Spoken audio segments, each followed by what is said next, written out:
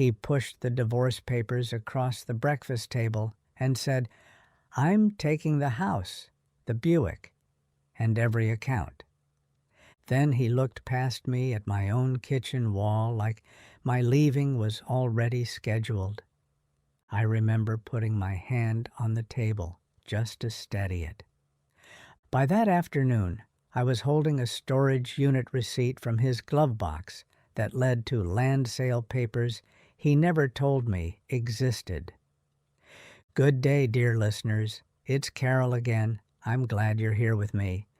Please like this video and listen to my story till the end, and let me know which city you're listening from.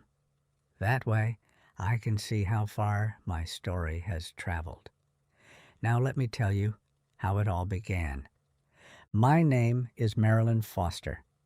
I was 68 years old when my husband decided to end our marriage over eggs and toast.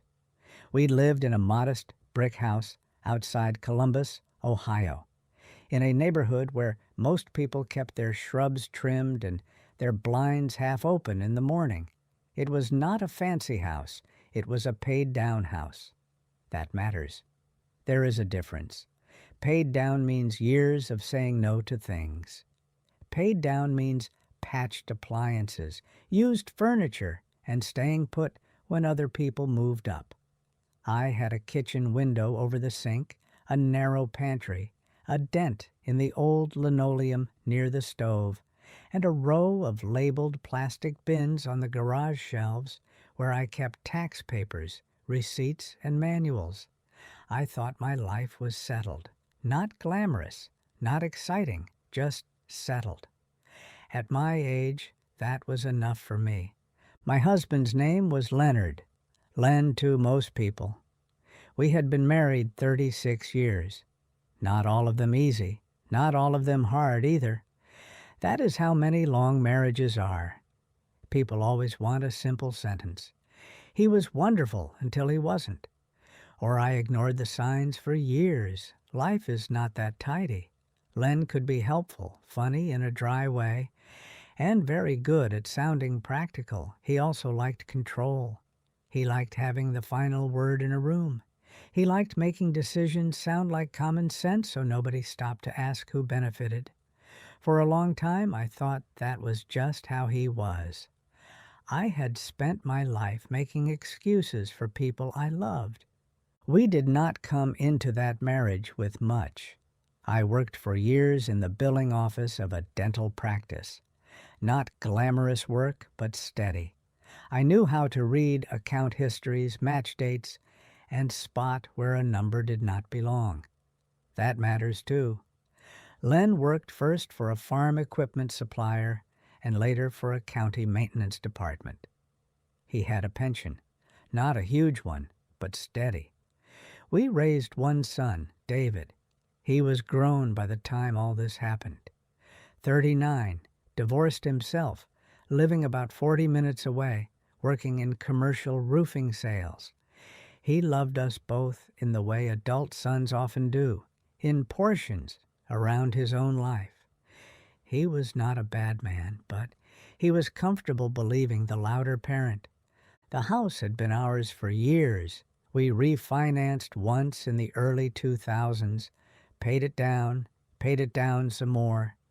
There were seasons when I worked extra shifts and delayed replacing things because I wanted that house secured before old age started taking choices away from me. The Buick was older too, a beige sedan with one temperamental window and a trunk that smelled faintly like cedar from an old liner. We had shared checking, shared utilities, shared habits. I also had my small retirement savings from work. Nothing grand. Enough that I did not panic if a water heater broke. Len had his pension and Social Security. We were not rich, but we were not desperate. That is why what he did was so ugly. He behaved as if he was clearing out a bankrupt life when in fact he was rearranging a stable one to his own advantage. There was another piece to Len's finances that I only partly understood. He had inherited a piece of acreage years back, from an uncle on his mother's side. It was out in another county, nothing near us, a plain stretch of inherited land with no house on it, just acreage that people in his family talked about as if it were more sentimental than useful. I heard different numbers over the years, 20 acres, maybe a little more. Sometimes Len called it scrubland. Sometimes he called it family land. When I asked what the property taxes were, he would wave it off and say they were small. When I asked whether anything had to be done with it after his uncle died, he would say it was handled. I knew the land existed. I did not know he had sold it. I did not know he had hidden the sale papers. I did not know that hidden money was sitting beside his divorce plan like a loaded tool. Looking back, that was the first warning, not the land itself. His habit of making assets sound too boring to matter. Men like Len know that if they make something sound dull enough, people stop asking. It is just some old acreage. It is just tax mail. It is just paperwork. That should have told me everything. The year before he handed me those papers, little things started shifting in the house. Not dramatic things, practical things. That is why I almost missed them. He grew more interested in where I kept files. He asked twice where the mortgage payoff letter was, even though the mortgage had already been satisfied years earlier and the release recorded. He wanted to know if I still had old title insurance papers. He asked if I had digitized our tax files. He used that word, digitized, like a man trying on someone else's language. I still remember the exact wording. At our age, we ought to have things in one place. If something happens, David shouldn't have to dig. That sounded reasonable. I wanted to believe I was imagining it. But something had shifted. He also started spending more time in the garage at odd hours, not working on anything obvious, just moving, sorting, opening drawers. Once I came out for a screwdriver and found 2 shelves half emptied. He said he was clearing junk. Another time, one of my labeled file boxes was turned the wrong way, like someone had taken it down and shoved it back quickly. I asked what he was looking for. He said, "You keep too much paper." That was his answer to almost everything near the end. You keep too much paper. You worry too much. You read into things. He said it in a tired tone, like I was making work for him by noticing. David did not see any of this, or maybe he would not have known what it meant. Adult children often come into the middle of a marriage and think the facts start the day they walk into the room. Len knew that. He would call David after some small disagreement and say, "Your mother is worked up again."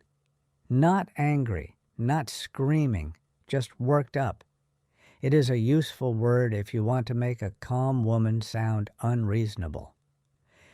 About 6 months before the divorce papers, Len started making comments about the house, as if it were too much for me.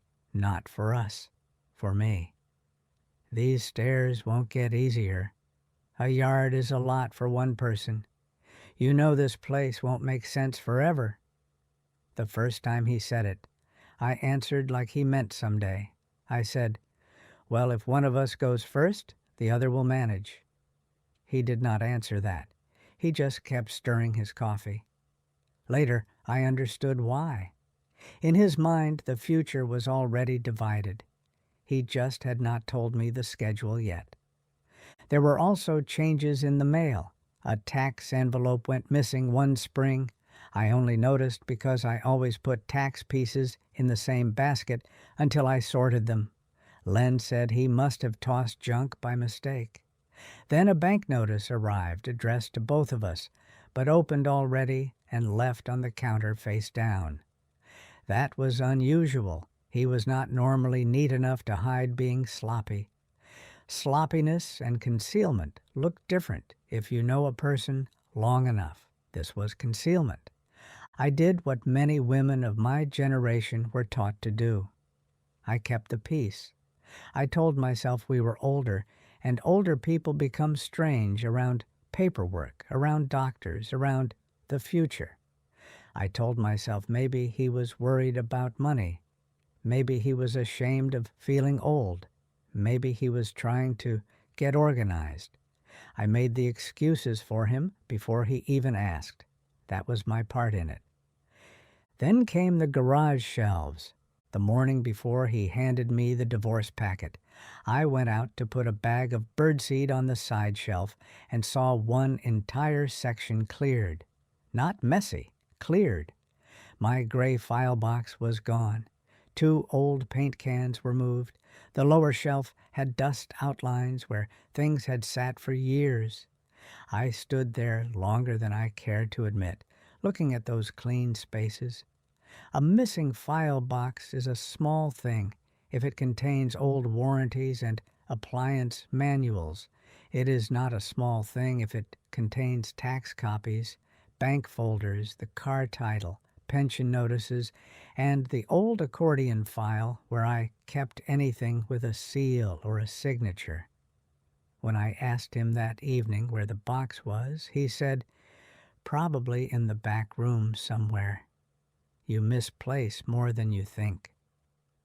He said it while watching television.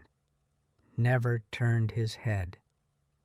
I barely slept that night, not because I knew what was coming, because I knew enough to feel the floor tilt. I still remember the exact wording I used in my own head.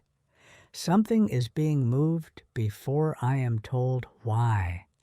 That is a bad sentence for a wife to say to herself in her own home. The next morning, I got up at my usual time. Coffee first, then toast. Len came in shaved and dressed in khakis and a blue button shirt, not work clothes, not church clothes. Deliberate clothes. He had his leather folder under one arm. He set it on the table, sat down, waited until I had my plate, and then slid the packet toward me. No preface, no sigh. No speech about how hard this was, just paper on wood. "I filed yesterday," he said. At first I thought he meant taxes or some county matter. I did not even open the folder right away. Then I saw the caption page, "Petition for dissolution." My own name, his, the county. My eyes went straight to the first page and then the second. He let me read about half a minute before he said the line I can still hear as clear as a fork hitting a plate. "I'm taking the house, the Buick, and every account. You can keep your little retirement. That should be enough for you." I looked at him and said, "What are you talking about?" He took a bite of toast before answering. That is the part that stayed with me longer than the words. The bite. The calm. "I'm talking about ending this cleanly. The house is in both names, but I'm staying in it. The car's practically mine anyway, and the accounts need to be simplified. At our age, dragging this out is foolish." He was already speaking as if I had agreed to leave. I said, "This is my house too." He nodded once, like a teacher tolerating a weak answer. "Not for long if you make this difficult." That was the humiliation, not volume, not insults, administrative removal, cold practical dispossession inside my own kitchen. He spoke as if my part in the house had expired overnight, as if the next step was just arranging where I would go. There are humiliations that come with shouting, and there are humiliations that come with being discussed like old furniture. The second kind sits colder. I asked who had written these terms. He said his lawyer had. I asked when he had met a lawyer. He said, "That doesn't matter."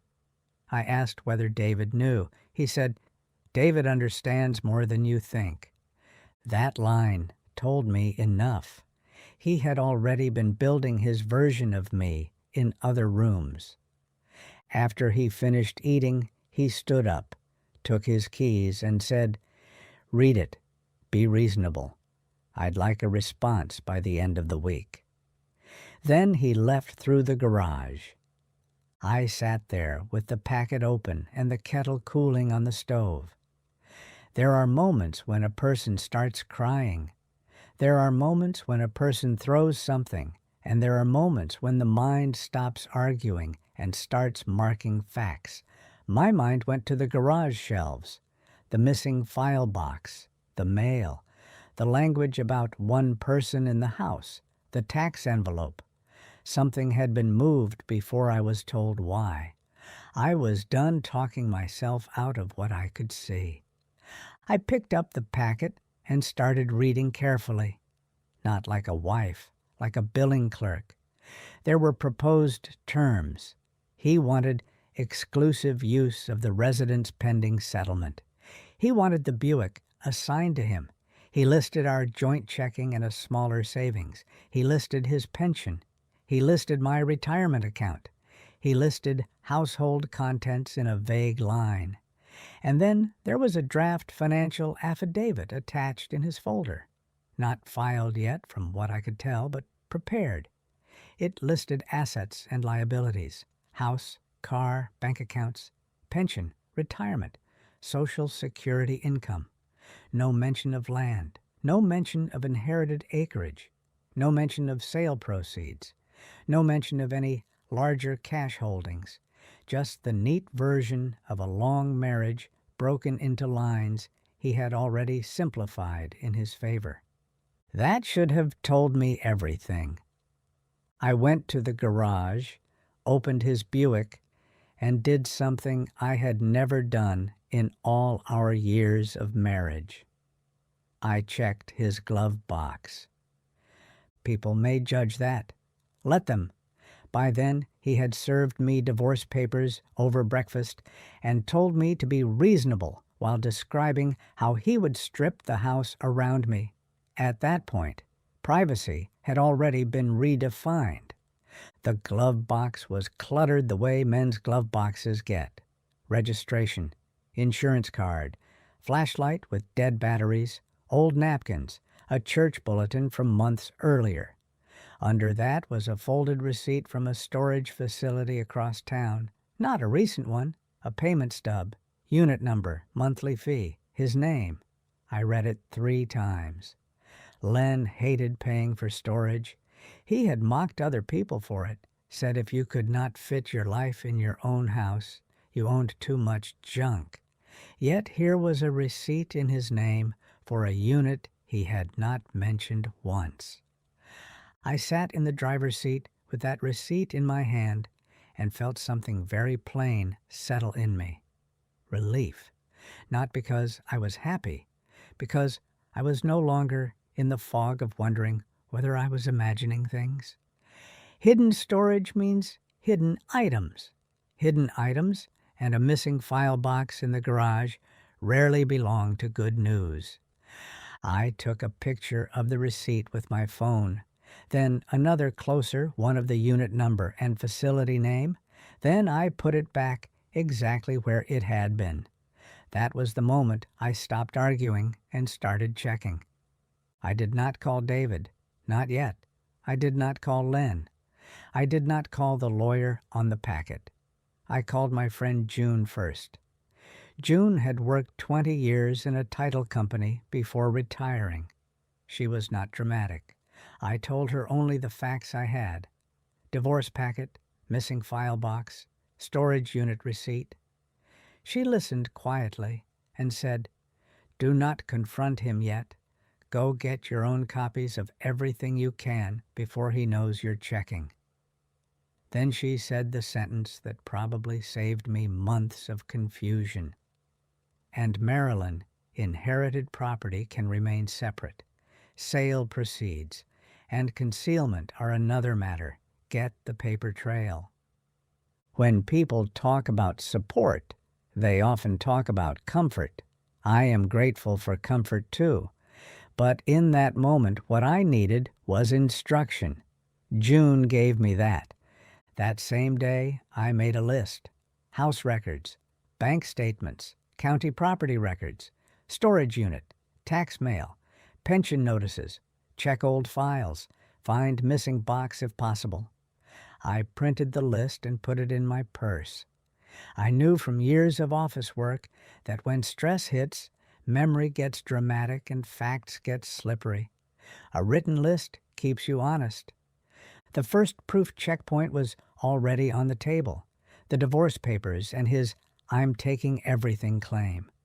The second was the empty garage shelf and the missing file box. The third was the storage unit receipt in the glove box. I did not yet know where it would lead, but I knew enough to keep walking. That afternoon, I drove to the storage facility. I did not march in demanding access. I knew better. I walked into the office with a calm face and said I was trying to straighten out family records because my husband and I were in a legal dispute, and I needed to confirm whether a unit in his name existed. The clerk was a woman in her 50s with reading glasses and a patient expression. Her name tag said Carla. I expected refusal. Instead, she said she could not let me into the unit or give contents, but she could tell me whether the receipt format looked current and whether that name was associated with a rental if I had a legal reason to ask my attorney to follow up. I showed her the photo, not the original receipt. She looked at the screen and said, "Yes, that's ours. That unit number is active." Then she lowered her voice and said, "That's his unit, not a joint one. Been active for a while." I asked, "A while meaning months?" She hesitated. I could see the line she did not want to cross. Then she said, "Long enough that this isn't a new cleaning project." She did not owe me more. But sometimes people see the look on your face and decide what kind of truth they can live with. She checked something on her screen and said, "You didn't hear this from me, but the access history on smaller units gets pretty regular when somebody's using them for documents. Furniture people come less often. Paper people come more often." Then she added, "You might want your attorney to request the ledger." The word ledger sat in my mind. Access history, dates, names, times, months of private entry, a pattern, not one bad morning, a system. I thanked her and left. In the parking lot, I wrote down everything she said while it was fresh. Date, time, clerk name, exact words as close as I could. That is the sort of thing people skip when they still believe decency will sort things out. I no longer believe that. The next morning, I went to the county tax office in the county where Len's inherited land had been. The drive took a little over an hour. I wore a cardigan and brought a folder and a bottle of water, like I was going to any ordinary errand.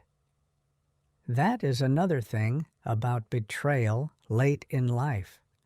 Much of it happens under fluorescent lights, while everyone around you is discussing routine matters. At the tax office, I said I needed to look up parcel records connected to a family property that might affect a domestic case. The woman at the counter, whose desk nameplate said Ms. Hernandez, asked for the owner name and approximate location. I gave Len's full legal name and his uncle's surname. She pulled up records. We went through 2 parcels before she found it. Acreage, assessed, then a note showing transfer, then sale. My throat went tight. "Was this sold?" I asked. She said, "Yes, ma'am, transfer out last year." Last year. I asked if notices had been mailed to the owner before sale. She printed a record summary and pointed to the mailing address history. For more than a year, tax notices regarding that parcel had been mailed to a post office box I had never seen before. Then later, to the storage facility mailing address associated with the unit office, care of owner file. Not our home, not our shared address. He had redirected the paper trail away from the house. That was proof checkpoint number 5. County tax printout tied to undeclared inherited land, with mailing records showing he had routed notices away from home. I asked whether there would be a public transfer record. She told me the recorder's office downstairs could give certified copies. I thanked her, went downstairs, paid for copies, and came out with a transfer document and sale record showing the acreage had been sold for far more than I would have guessed from Len's years of calling it scrubland. Not millions, nothing like that, but enough. Enough to matter in any late-life divorce. Enough to change settlement conversations. Enough that old cashier's checks or deposits would have to exist somewhere if proceeds had been moved. In the car, I sat with those pages on my lap and felt angry in a cleaner way than before. He had not just planned to leave me, he had planned to frighten me into accepting a false picture of our finances. He wanted me to believe there was nothing left to divide except the house he intended to keep. That was the engine of it. Cold, practical intimidation built on omitted money. I drove next to the storage facility again. Carla was there. I did not show her the land sale papers. I simply said, "I'll be asking my attorney to subpoena the unit records." She looked at my face and nodded once. Then, very quietly, she said, "For what it's worth, the rental agreement I saw was only in his name, and he's been in and out of that unit for months, usually weekdays, mornings." She paused. People think nobody remembers ordinary patterns. We do. That sentence helped me more than she knew. Outsider confirmations matter because they strip the fight out of the story. A husband can say a wife is dramatic. It is harder to say that about a clerk who watches access logs every day. When I got home, Len was not there. I went straight to the garage and looked harder.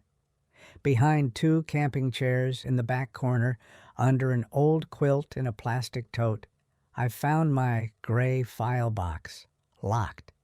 That was new. It had never been locked because it had never needed to be. I carried it into the house and sat staring at the tiny silver lock. If you had asked me 10 years earlier whether I thought I would be breaking into my own records to protect myself from my husband, I would have called you ridiculous. June came over with a small toolkit. We opened it without much trouble. Inside, some things were missing. The car title copy, 2 years of joint account statements, a pension estimate packet, tax returns from the year of the land sale. But other things were still there because Len had either overlooked them or assumed I would never compare them to anything else.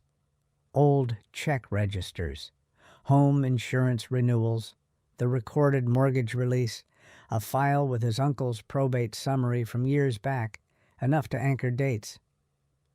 I found one other thing in the box, an envelope I did not recognize containing photocopies of 2 cashier's checks, each made payable to Leonard Foster, both issued within weeks of the land sale closing. Large amounts, not life-changing amounts, but not minor either. They were not in our shared checking records that I had seen. No deposit stamps on the copies, no bank notations. Just copies, like someone had wanted proof of existence without leaving the originals lying around. That was proof checkpoint number 6, beginning to form. Draft divorce affidavit. omitting sale proceeds, and a cashier's check trail. I made copies of everything that night at a shipping store because I did not want a copier history in the house. If Len checked, I put the originals back where I found them, except the copies of the land sale and the cashier's check photocopies. Those I kept in a folder at June's house. Some people would say, that sounds sneaky. Fine. I was no longer dealing with fairness. I was dealing with a man who had rerouted tax mail and hidden asset records in a storage unit. 2 days later, I met with my own attorney. Her name was Sheila Benton. Mid-50s, clean desk, no nonsense. I handed her the divorce packet, the draft affidavit, the county printout, the sale record, the mailing history, my notes from the storage office, and the cashier's check copies. She went through them in silence, page by page. Then she said, "He served you with a proposed settlement before full financial disclosure, and this affidavit appears incomplete on its face if these documents are accurate." She tapped the sale record. "Did he ever tell you this land was sold?" "No." "Did proceeds come into a joint account?" "Not that I know of." "Did he ever list this address change or storage unit in any marital discussion?" "No." She leaned back and said, "Then we do this properly. No panic, no moving out, no verbal deals, no signing anything." That was the second kind of support I needed. Procedure. She explained some things carefully. Inherited land can begin as separate property, depending on state law and facts. But concealment, commingling, dissipation, and false financial disclosures turn a case in practical ways very quickly, even where the land itself began as separate proceeds, use of marital resources, misrepresentation, and timing matter. She told me not to simplify it in my head into one magic answer. Courts look at facts. Judges look very hard at omitted assets and bad faith affidavits. The main thing, she said, is that he tried to negotiate from a false financial picture. That hurts him. I still remember those words because by then I had been living inside his false picture for days. She filed a response, requested formal disclosure, requested records relating to the land sale, deposit path, and any storage unit used for financial documents. She also instructed me to secure my retirement account, open an individual checking account, redirect my own direct deposits, and change passwords to any online access that involved my personal information. Again, very plain steps. This is how power starts returning, not in speeches, in tasks. David called that weekend. Len had gotten to him first. I could hear it in the tone. "Mom, Dad said you're making this bigger than it needs to be." I said, "Did he tell you he sold inherited land last year?" and hid the records. Silence for a second. Then, "What land?" That is how I knew Len had not told him the full story either. He had just told him enough to cast me as difficult. I said, "The county records say it's sold. The tax notices were mailed away from the house. There are cashier's check copies and a storage unit." David sounded annoyed, not convinced. Well, maybe it was separate property. Maybe. That word. Adult sons love legal words they do not understand when those words help them delay discomfort. I said maybe, but the affidavit he used to pressure me leaves it out. David said, I don't want to be in the middle. I told him, "You already are. Your father put you there." He sighed the way younger men do when older women refuse to stay soft for their convenience. "I just think maybe you two should work this out privately." I nearly laughed. Privately. As if rerouted tax mail, hidden units, and omitted asset statements were private misunderstandings. I kept my voice steady and said, "I am working it out privately, with records." He did not call for another week. The middle weeks of that divorce were a long practical escalation. That is the part outsiders rarely understand. They think once you find proof, the story turns. It doesn't. Not immediately. It becomes a job. You gather, you copy, you compare dates, you answer lawyer emails. You sit across from a man in your own house who now knows you are not leaving and begins trying different tones. Some mornings Len was cold, some mornings falsely reasonable. Once he said, "You're embarrassing yourself chasing old paperwork." Another time he said, "A judge won't care about family land." He said family land like a man who had not sold it quietly the year before. I stopped responding to almost all of it. He also began locking his desk drawer in the den. He had never done that before. He took calls outside. He left earlier in the morning. One evening, I noticed the garage shelf had been rearranged again, as if he was checking whether I had found the box. That should have told me everything, too.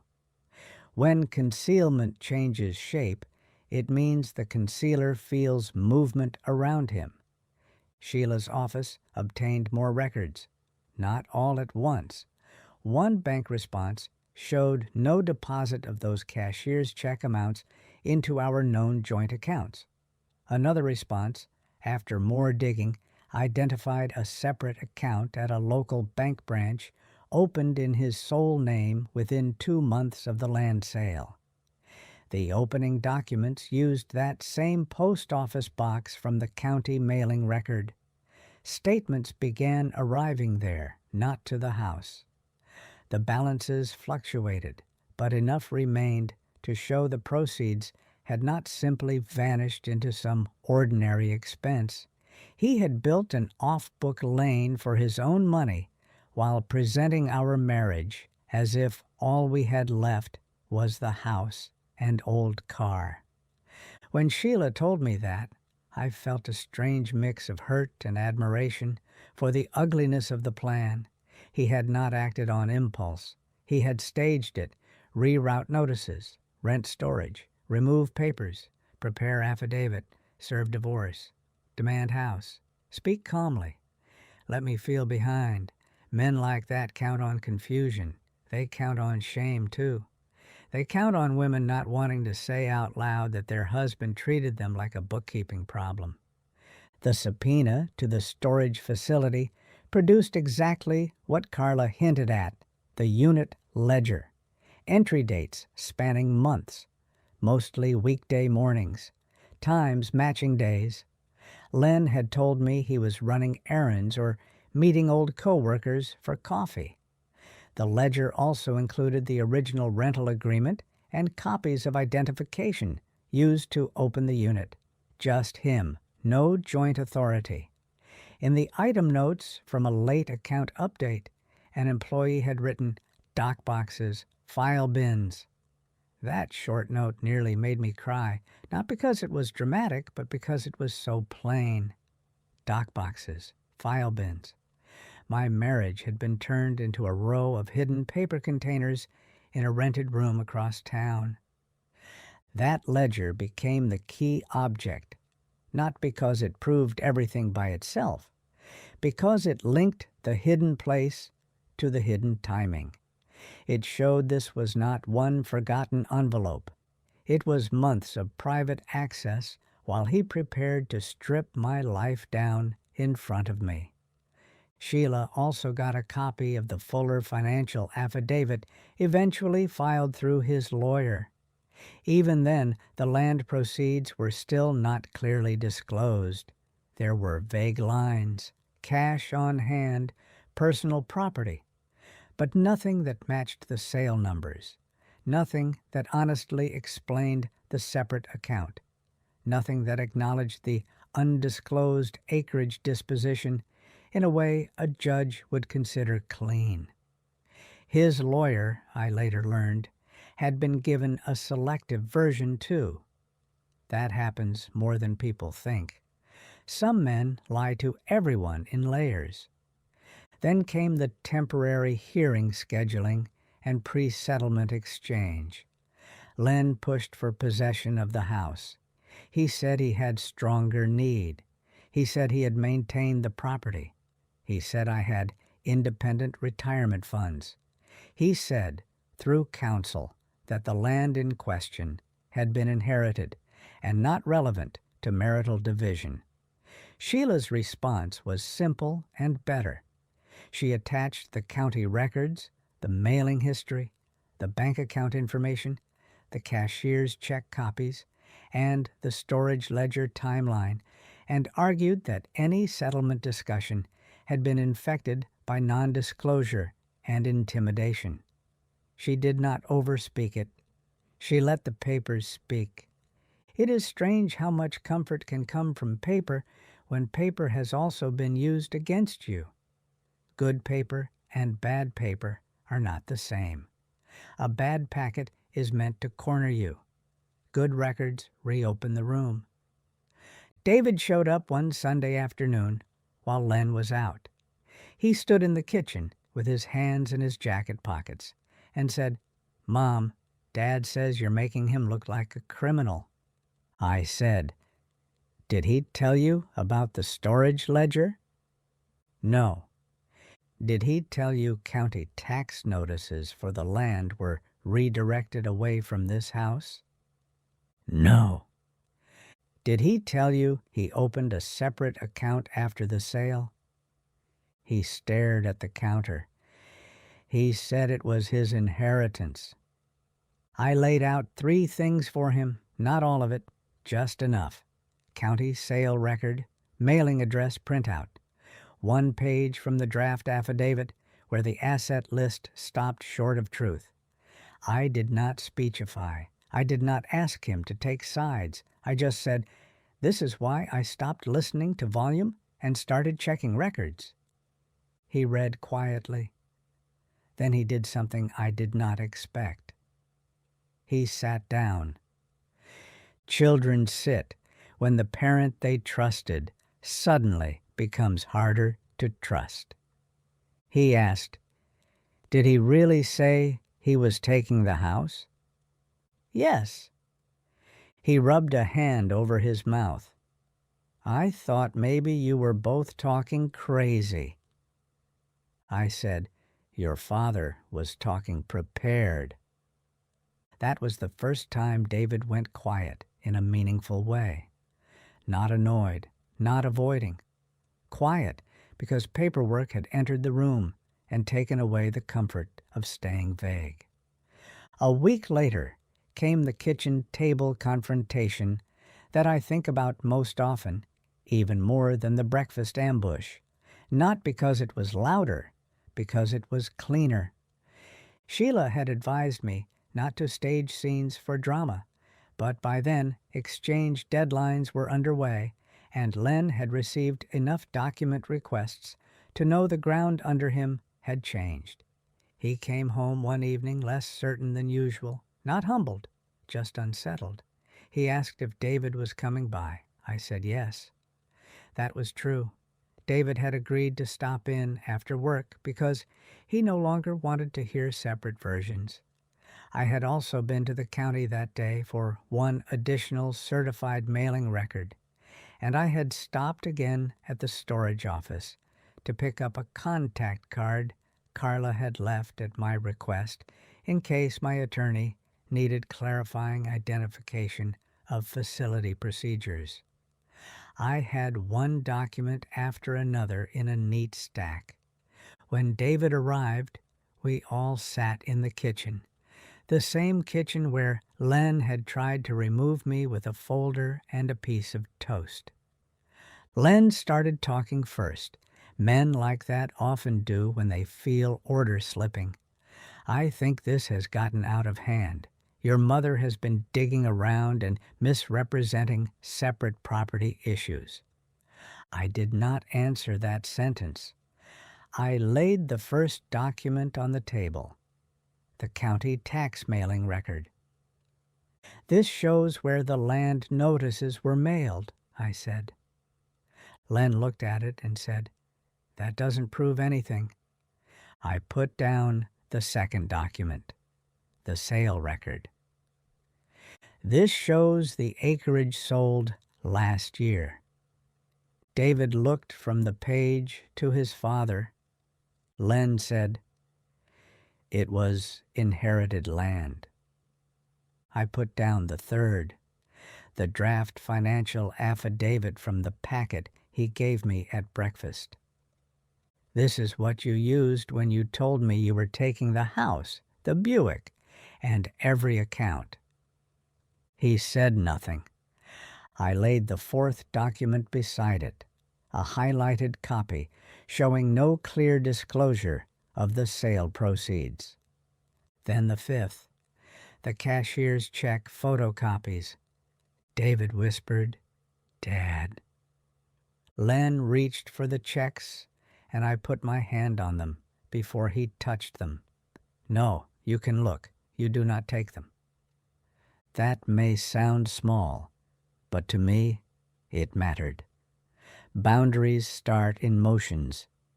Then I laid down the sixth piece, the storage unit ledger. Dates, times, month after month. David read down the page. "You had a storage unit?" Len said, "For paperwork. So what?" I said, "So the box missing from the garage was not junk. So the tax mail did not disappear by accident. So you did not come to this table with a clean picture." Then I put down the final county printout, confirming the address trail and the parcel tax history tied to the land before sale. No speech, no shouting, just one paper correcting one lie at a time. That is what the reveal looked like, not me standing up and reclaiming my dignity in a movie line. It looked like a yellow kitchen light, a stack of papers, my son losing color in his face, and my husband running out of reasonable language. Len finally said, "It was my land." I answered, "Then why hide the sale? Why reroute the notices? Why leave it out when you demanded the house?" He looked at David instead of me. "She's twisting it." David did not answer him. That silence was louder than anything said. Then Len tried a different lane. I was protecting what was mine. And there it was, the truth, flatter than all the legal words. Not family land, not simplification, not dignity, mine. I said, "You tried to divide our life before the papers were even reviewed. That's what you did." Again he said nothing. I slid the contact card from Sheila's office across the table and said, "My attorney has the rest. Formal disclosure will continue. I am not leaving this house because you decided I should feel behind." David stood up slowly. He looked at his father and then at me. "You told me Mom was overreacting." Len said, "She is." David shook his head once. "No," she checked. That was the closest thing to a dramatic line anyone said, and even that was plain. He checked. She checked. In our family, checking had never been the glamorous role. It was the role that kept utilities on and premiums paid. But that night, it was the role that exposed him. After that kitchen table, the case changed shape quickly, not because justice is fast, because leverage moved. Len's lawyer requested time to amend disclosures. That told its own story. A revised filing finally acknowledged the land sale in narrow language and tried to characterize the proceeds as fully separate and mostly spent. The numbers did not fit the account records already obtained. Sheila pressed harder. There were requests about where the money went, when, and why it had been omitted from earlier discussions and draft materials. Once concealment is on paper, it becomes harder to turn a marriage into a bluff. The temporary possession issue on the house died quietly after that. He no longer pushed to remove me quickly. Funny how certainty changes when documents arrive. He also stopped saying the Buick was practically his. It turned out the Buick title history and insurance payment record over several years were not as simple as his breakfast speech suggested. I had paid the premiums from joint funds I managed, and much of the repair history came from our shared accounts. At minimum, nothing was walking away on a sentence anymore. David called me 2 nights after the confrontation. His voice was lower than usual. He said, "I'm sorry." I asked, "For what part?" He was quiet. Then he said, "For believing him first." That hurt, but not as much as it might have earlier. By then, I understood something hard about later life. People often believe the first calm liar because he sounds organized. The truth usually arrives in folders and takes longer to hear. He asked whether I needed help moving anything or changing anything around the house. I told him, "Not yet." I said, "What I need is for you not to carry his version of me into every room." He said he understood. I do think he meant it. Our relationship was not healed in a speech. It just became less careless. The legal ending was not cinematic. Most real ones are not. There were exchanges. There were calculations. There were arguments about classification, tracing, disclosure, and settlement posture. Some of the land money remained his issue to defend as separate. Some of it became tangled by concealment and use. What mattered most in the practical sense was this: he lost the ability to frighten me into surrendering the house on false information. He lost the clean advantage he thought he had built. He lost the moral pose of the reasonable older husband trying to simplify life. Once the storage ledger, county mailing record, sale papers, separate account, and affidavit omissions lined up, his story stopped looking practical and started looking deceptive. In the final settlement, the house was not handed to him. We sold it on agreed terms months later and divided the proceeds under a negotiated structure shaped by the broader financial picture rather than his breakfast fantasy. I did not get pushed out with a folder. I stayed until sale. The Buick was sold too, and the money from it was handled properly. My retirement remained mine. His pension treatment followed the legal process instead of his kitchen talk. There was also a financial adjustment tied to non-disclosure issues and the off-book account that made his hidden planning far less useful than he intended. Not perfect justice. Real life rarely gives that. But a financial correction, enough to matter. Enough that he no longer looked at me like an old woman to be administratively relocated. He moved into an apartment after the house sale. I rented a smaller place first, then later bought a 1-floor condo with a small patio and no stairs. That was my choice. I want to be clear about that. Not because a man told me the old house was too much for one person, because after everything, I wanted less roof, less yard, and more control. There is a difference between being displaced and deciding. The aftermath was practical. Accounts were separated properly. My direct deposits were moved. Beneficiary forms were reviewed. My will was updated.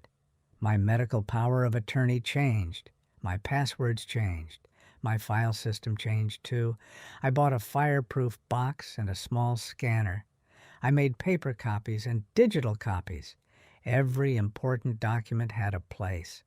Some people would say, that sounds obsessive. Fine.